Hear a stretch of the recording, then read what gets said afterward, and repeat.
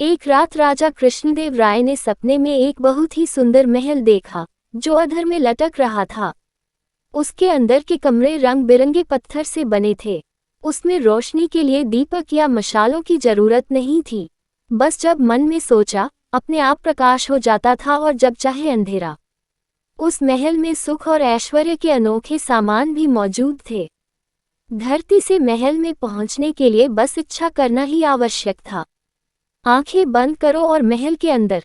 दूसरे दिन राजा ने अपने राज्य में घोषणा करवा दी कि जो भी ऐसा महल राजा को बनाकर देगा उसे 1,00,000 स्वर्ण मुद्राओं का पुरस्कार दिया जाएगा। सारे राज्य में राजा के सपने की चर्चा होने लगी।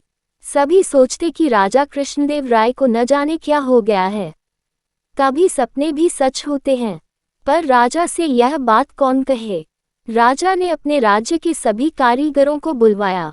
सबको उन्होंने अपना सपना सुना दिया। कुशल व अनुभवी कारीगरों ने राजा को बहुत समझाया कि महाराज, ये तो कल्पना की बातें हैं, इस तरह का महल नहीं बनाया जा सकता। लेकिन राजा के सिर पर तो वह सपना भूत की तरह सवार था।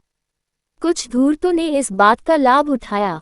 उन्होंने राजा से इस तरह का महल बना देने का वादा करके काफी धन लूटा।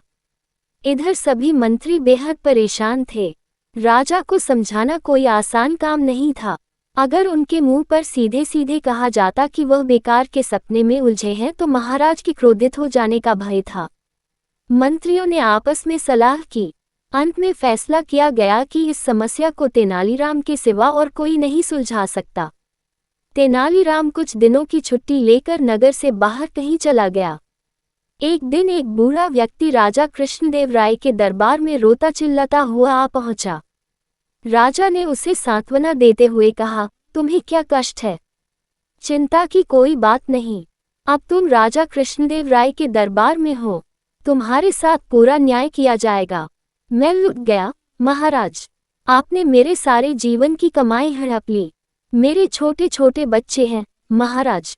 आप ही बताए मैं कैसे उनका पेट भरूं? वह व्यक्ति बोला, क्या हमारे किसी कर्मचारी ने तुम पर अत्याचार किया है? हमें उसका नाम बताओ। राजा ने क्रोध में कहा, नहीं महाराज, मैं झूठ ही किसी कर्मचारी को क्यों बदनाम करूं? बूढ़ा बोला, तो फिर साफ क्यों नहीं कहते? ये सब क्या गोलमाल है? जल्दी बताओ, तुम चाहते क्या हो? महाराज, अभयदान पाऊं तो कहूं। हम तुम्हें अभयदान देते हैं। राजा ने विश्वास दिलाया, महाराज, कल रात मैंने सपने में देखा कि आप स्वयं अपने कई मंत्रियों और कर्मचारियों के साथ मेरे घर पधारे और मेरा संदूक उठवाकर आपने अपने खजाने में रखवा दिया। उस संदूक में मेरे सारे जीवन की कमाई थी, 5,000 स्वर्ण मुद्राएं। उस बूढ़े व्यक्ति ने सिर झुकाकर कहा, विचित्र मूर्ख हो तुम, कहीं सपने भी सच हुआ करते हैं। राजा ने क्रोधित होते हुए कहा, ठीक कहा आपने महाराज, सपने सच नहीं हुआ करते। सपना चाहे अधर में लटके अनोखे महल का ही क्यों न हो और चाहे उसे महाराज ने ही क्यों न देखा हो, सच नहीं हो सकता। उद्धरण। राजा कृष्णदेव राय हैरान होकर उस बूढ़े की ओर देख रहे थे। देखते ही देखते उस बूढ़े ने अपनी नकली दाढ़ी, मूंछ और पगड़ी उतार दी। राजा के सामने बूढ़े के स्थान पर तेनालीराम खड़ा था। इससे पहले कि राजा क्रोध में कुछ कहते, तेनालीराम ने कहा, महाराज, आप मुझे अभयदान दे चुके हैं। महाराज हंस पड़े। उसके बाद उन्होंने अपने सपने के महल के बारे में कभी बात नहीं की।